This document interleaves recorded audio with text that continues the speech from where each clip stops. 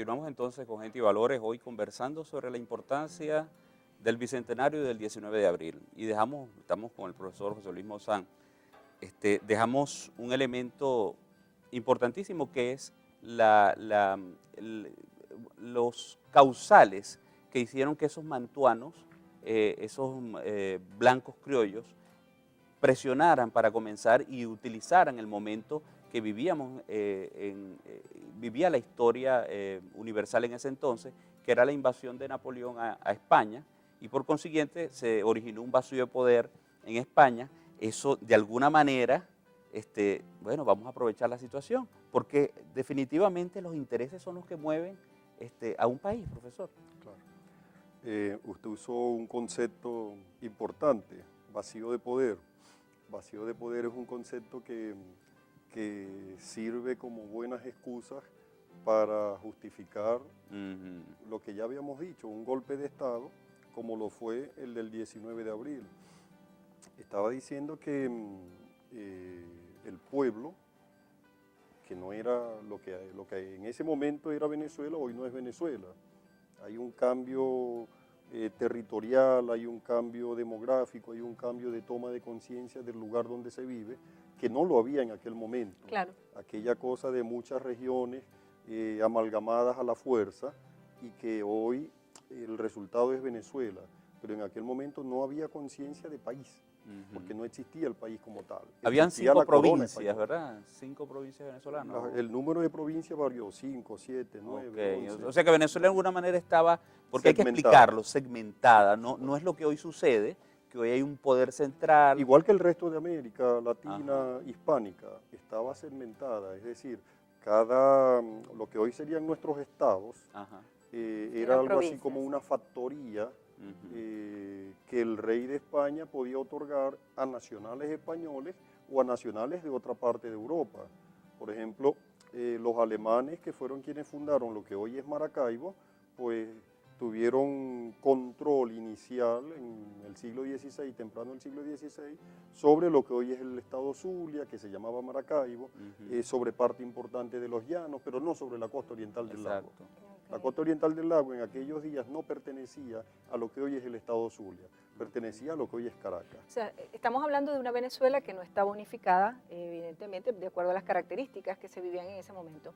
Sin embargo, es en Caracas, o sea, es decir, es solo una provincia, un grupo de oligarcas de la oligarquía criolla, los blancos criollos, de esa provincia precisamente, los que ven la oportunidad y lanzan, digamos, esta acción para determinar el 19 de abril, pues, una junta de gobierno que sea dirigida por los propios criollos de aquí de Venezuela. Pero fue una acción aislada del resto de Venezuela. Entonces, en ese momento, por supuesto, se convierte el 19 de abril en el hecho, digamos, que inicia ese proceso que después se va a desencadenar en la independencia de Venezuela.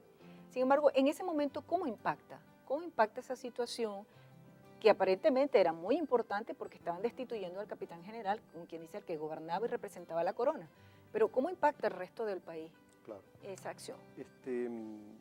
Como hay varias provincias más o menos autónomas, eso significa que hay varios grupos económicos autónomos que le rinden cuentas políticamente a un capitán general. Es ese grupo económico de Caracas el que insurge, y solo se puede considerar que insurge en nombre de Venezuela en retrospectiva. Es decir, en realidad Caracas insurge si la miramos desde hoy. Caracas en nombre de Venezuela, si la miramos desde hoy. Si la miramos en el momento en que sucede, Caracas insurge en nombre de sí mismo. Ese grupo económico construye un proyecto de poder al que le ponen por nombre Venezuela. Y implantar ese proyecto de poder da origen a nuestro país, Venezuela. Nuestros países son originados por la necesidad de un grupo económico de tener control político y económico sobre un territorio específico. De manera que, visto así, por supuesto, Caracas insurge e impacta en el resto de lo que hoy es Venezuela, pero sobre todo en la medida en que avanza la guerra. Es decir, una guerra un proceso largo, desde el momento en que hablar de que Venezuela libre en ese momento era prácticamente un sueño, ¿no? Claro. Una utopía, porque de ahí en adelante se inició todo un proceso de historia, de guerras y de encuentros y desencuentros entre todos estos miembros, e incluso de estos mismos blancos criollos con la gente del pueblo y toda esa situación de la independencia. Entonces, realmente hablar de una Venezuela libre a partir de allí es aventurarse a afirmar algo que no ocurrió en ese momento, era un hecho como Claro. aislado, ¿no? En el tiempo. Se puede cometer un error al analizar el pasado, Ujú. y es analizarlo con conceptos de hoy. Ok. Eso genera Sí, porque son contextos confusión, Son- totalmente por supuesto. diferentes. Por ejemplo, pretender que en aquel momento el grupo económico caraqueño luchaba por libertad tal como la vemos hoy, Ujú. libertades políticas, por ejemplo, no. Que intentar decir hoy que estaban luchando por la construcción de la democracia sería Tampoco. falsear Así es, demasiado. están buscando sus intereses propios. Sin duda, y construyen un país, y hoy es nuestro país y lo valoramos, pero hay que desentrañar. A mí me llamó la atención el nombre de su programa, el Gente y Valores. Ujú. Ajá. Yo decía, bueno, y podemos hablarlo en algún momento, Por en la supuesto. medida en que el programa lo permita, y un valor como dudar, y un valor como reescribir la historia. Podemos orientar en la medida en que ustedes lo permitan el programa. Perfecto, hacia Mo, allá. porque definitivamente, profesor, la idea nuestra, primero, es contextualizar a nuestros televidentes, por un lado, y por otro, ya comenzar, ya contextualizado, comenzar ese análisis. Claro. ¿Qué valores predominaban en ese Ese entonces? momento. Y Ujú. podríamos comenzar con eso. ¿Qué valores predominaban o antivalores? Podemos también verlo Por así. supuesto. En ese entonces, cuando estaba instaurada esa colonia española, y que comenzó un proceso desde el 19 de abril de 1810, dicho de una manera oficial, y viene a terminar el 5 de julio de 1811. Viene a terminar de comenzar. De Exacto, comenzar. El 5 el de inicio. julio. Sí, sí, Entonces Exacto. estamos hablando de 15 meses donde se fueron sumando provincias por provincias de la hoy llamada Venezuela a esa lucha por liberar. Incluso es interesante por qué Maracaibo no se suma de entrada. Es muy interesante por qué ¿Por qué? Maracaibo, como son grupos económicos divergentes, el grupo económico de Maracaibo quería imponer su propio proyecto de poder y no pudo, no podía. De manera que se quedó marginado, se automarginó, se autoexcluyó.